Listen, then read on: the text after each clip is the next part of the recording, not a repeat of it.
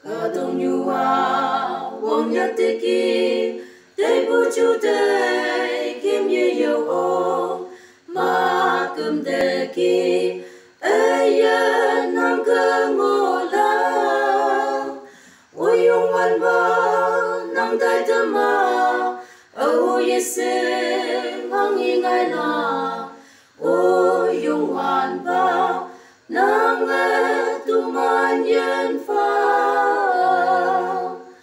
mong sang nang ki tu ma da yen wang nhang me ha pai tui han lan cha ki ngô la ka tu nyu me ngô bu a se ka wang sip si che man sing o yung wan ba nang nghe tu man yen pha kena tay bu simba mong cham chai cha si ta yen hi be tai kem kem la ta hi ta man e yen li ai ma bu ma ngai te ki ma mu lam nhoi ching ye te pe o yung wan ba nang nghe tu man yen pha wong yang ba bu au halan ki nhìn ka ta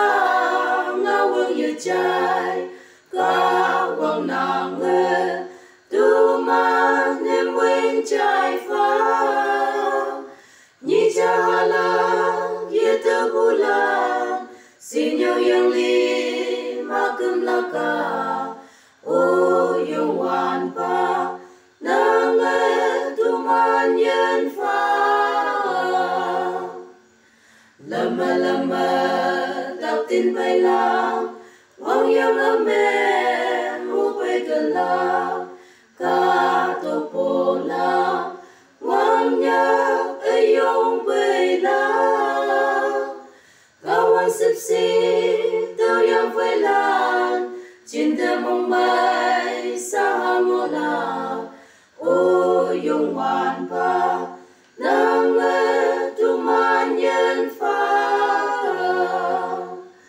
mong sang nang ki tu ma da yen wang nhắc me ha pai tui han lan cha ki ngô la ka tu nyu me ngô bu a se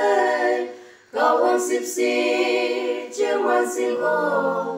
o yung wan